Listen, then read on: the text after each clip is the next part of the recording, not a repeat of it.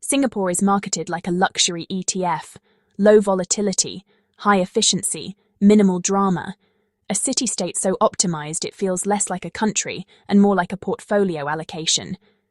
From the outside, Singapore looks flawless. Glass towers, clean streets, zero chaos, every statistic polished until it shines just enough to blind casual observers. GDP per capita?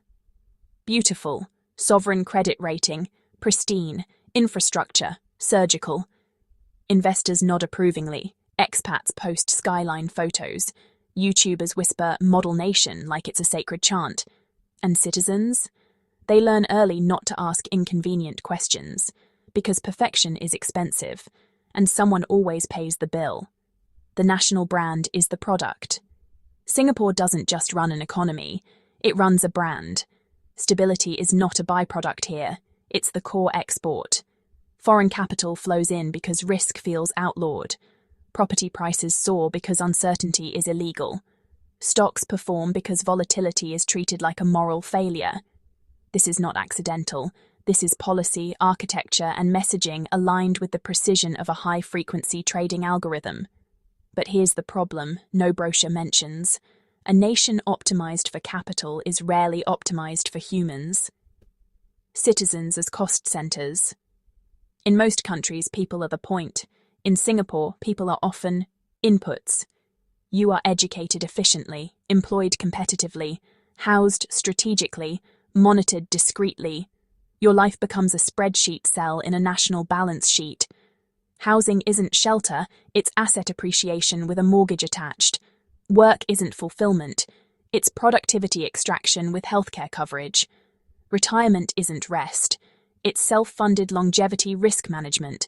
The system doesn't break you, that would be messy. It simply compresses you. The property trap nobody calls a trap.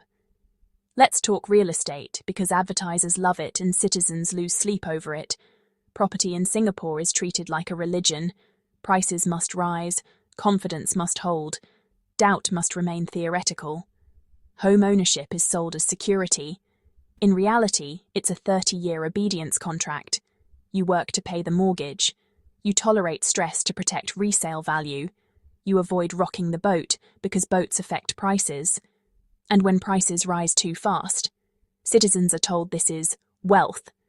When prices rise too slowly, citizens are told to be patient. Either way, the debt stays. Stocks go up, nerves go quiet. The stock market smiles, funds inflow, indexes climb. But beneath the charts, a quieter trend emerges. People don't complain loudly. They internalize. Stress becomes normal. Anxiety becomes private. Burnout becomes a personal failure instead of a systemic feature. The social contract is simple. We give you safety. You give us silence, not oppression, just optimization. The price of a perfect image. Every perfect image requires constant maintenance, and maintenance requires pressure. Pressure to perform, pressure to conform, pressure to never become the headline that scares capital away. So citizens learn to self-censor ambition, anger, even exhaustion. Because instability is not patriotic.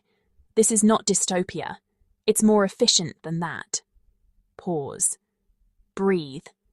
Subscribe. If this feels uncomfortable, good. Discomfort means you're paying attention. This channel exists because someone has to say what the glossy rankings won't. If you care about real estate bubbles that never admit they're bubbles, stock markets detached from lived reality financial systems that reward calm while creating quiet despair, then subscribe. Hit like.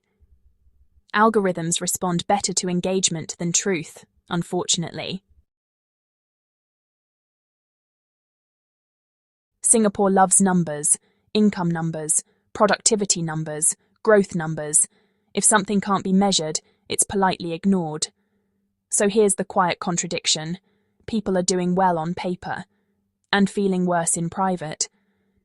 This is what happens when a society optimizes financial performance, but treats emotional strain like bad accounting that shouldn't appear on the balance sheet. The salary illusion. Yes, salaries are high.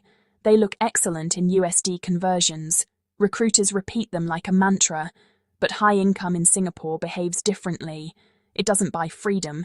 It buys maintenance. Your paycheck is already allocated before it arrives. Housing payments locked in for decades. Transport costs disguised as efficiency, education spending framed as investment in the child retirement funds you manage yourself, because risk is now personal.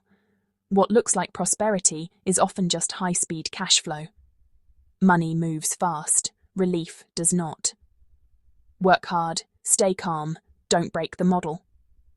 Work culture here isn't brutal. That would attract criticism. It's smoother than that. Performance expectations are clear. Competition is constant. Failure is quiet and lonely. You are never told you're not enough. You simply feel it when everyone else keeps up. And because unemployment is terrifying in a hyper-competitive system, people don't burn out loudly. They downshift internally. Ambition narrows. Creativity becomes risky. Rest feels irresponsible. The market loves stability. Humans quietly pay for it. Families as financial units. In Singapore, family planning often resembles portfolio planning. Marriage becomes risk mitigation. Children become long-term capital commitments. Careers are chosen for predictability, not meaning. Love exists, obviously, but it operates inside tight financial corridors.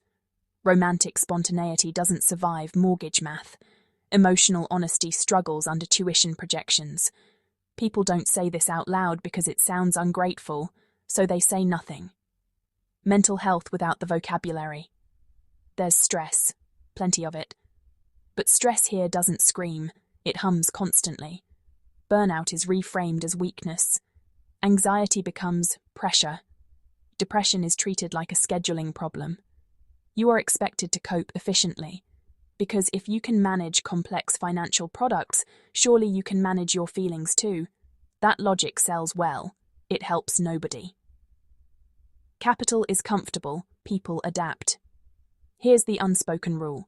As long as capital feels safe, everything is working. Stock markets don't track exhaustion. Real estate prices don't measure loneliness. GDP doesn't account for emotional compression, so the system keeps winning, citizens keep adjusting. Another reminder, you're still watching this. If this resonates, it's not because you're negative, it's because you're honest. This channel exists to talk about money as social control property, as psychological leverage finance, as lifestyle architecture. If you want more chapters like this, hit like, subscribe, and stay uncomfortable with us. Silence is efficient. Understanding is optional. Singapore's favourite bedtime story is Meritocracy. Work hard, study hard, perform well, and the system will reward you. It's a beautiful narrative, clean, efficient, exportable. It just leaves out one detail. Meritocracy here doesn't begin at adulthood, it begins before childhood ends. Children as pre-IPO projects. In many countries, childhood is preparation for life. In Singapore, it's preparation for competition. Education is not about curiosity, it's about positioning. Grades are signals, schools are brands, tuition centres are accelerators. Parents don't push because they're cruel, they push because the system punishes hesitation. Fall behind once, and you spend years catching up. Fall behind twice, and the ladder quietly disappears. So childhood becomes optimised. Play is scheduled. Rest is strategic. Failure is expensive. The tuition economy, nobody questions. Here's an uncomfortable truth advertisers won't mind hearing. Private education is big business. The tuition industry thrives because public education is deliberately competitive. Not broken, competitive. If everyone succeeds, ranking loses meaning. And ranking is the engine. So families pour money into after-school programs, weekend classes, exam preparation pipelines.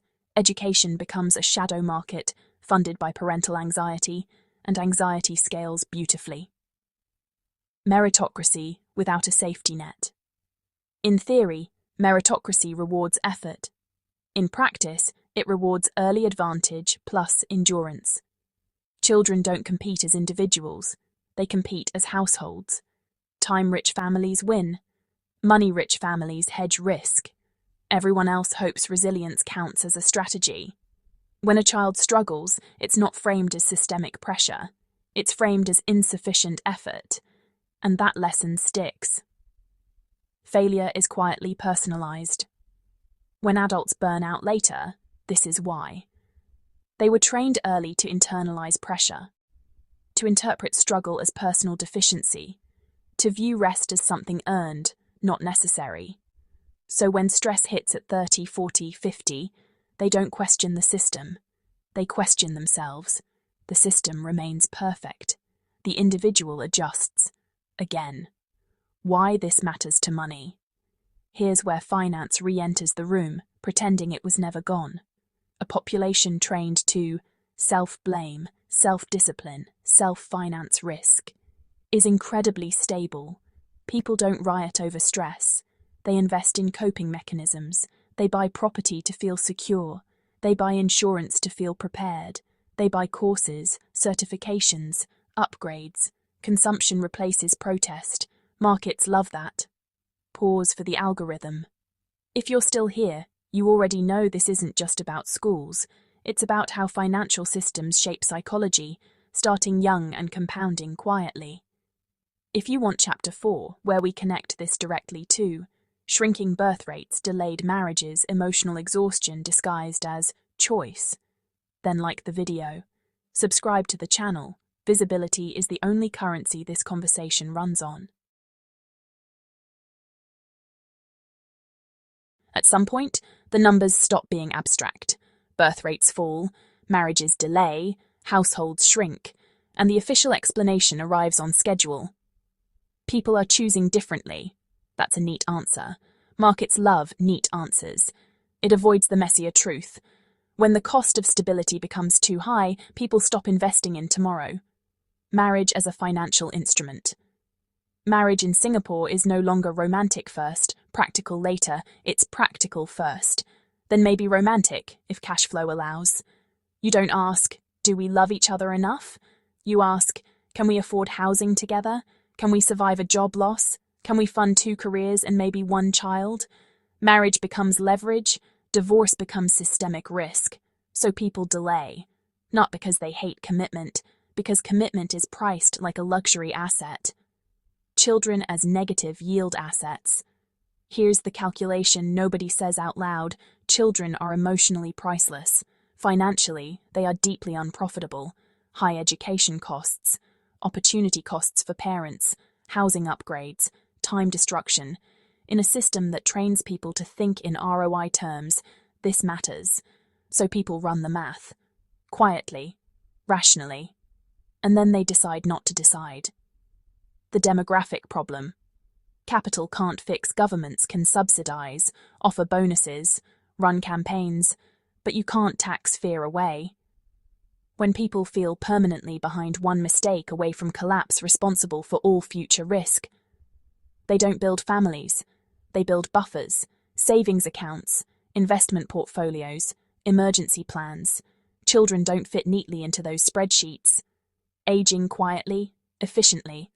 The future that emerges is clean, orderly, lonely, more single households, more elderly living alone, more silence disguised as independence. From a financial standpoint, it's manageable. Consumption continues, property circulates, healthcare expands. From a human standpoint, it's hollow. But hollowness doesn't show up in quarterly earnings. Why investors still smile? Here's the uncomfortable irony. A society that delays family formation can still look incredibly healthy to investors. Lower volatility, predictable spending, fewer disruptive demands. Capital doesn't need grandchildren, it needs compliance, so the charts keep rising, and the future keeps shrinking. You know what comes next. If this chapter felt heavy, that's because we're nearing the core contradiction. Perfection is stable, but it's not fertile. If you want Chapter 5, where we stop dancing around it and ask whether this model can actually survive long-term, then do the thing platforms pretend doesn't matter. Hit like, subscribe. Share it with someone who still thinks this is all about personal choice. Perfection looks immortal. That's the marketing angle.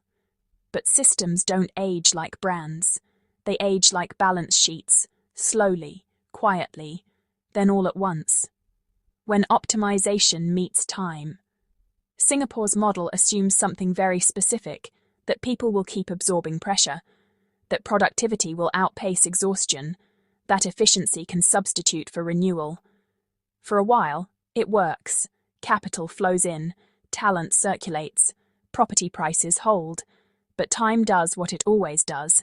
It compounds hidden costs. An aging population means fewer workers supporting more retirees, higher healthcare spending, lower risk tolerance, and suddenly, efficiency has friction. The labour question. Nobody likes asking. When birth rates fall, there are only two options: work fewer people harder, import more people. Both options strain the image. Work people harder, and burnout stops being silent. Import people faster, and social cohesion starts asking questions.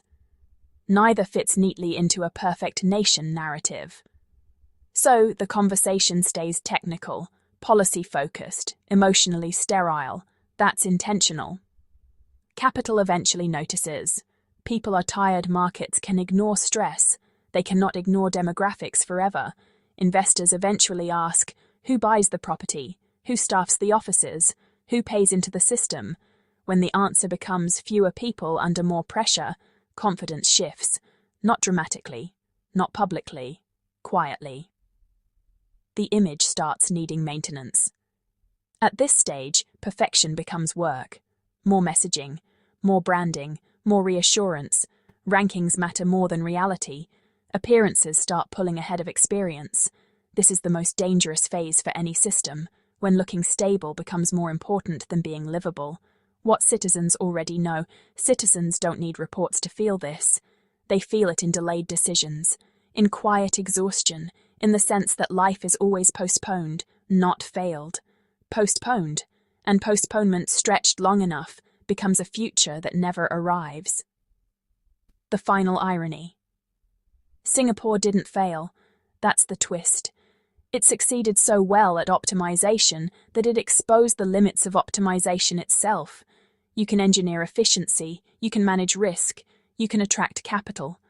But you cannot spreadsheet meaning. You cannot regulate fulfillment.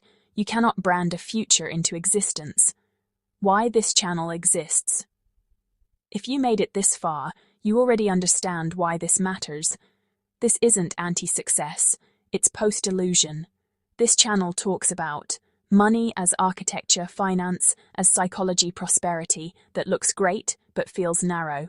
If that's worth more than a skyline photo to you, subscribe, hit like, share it with someone who still believes perfection has no cost. Because the most dangerous systems aren't broken, they're working exactly as designed.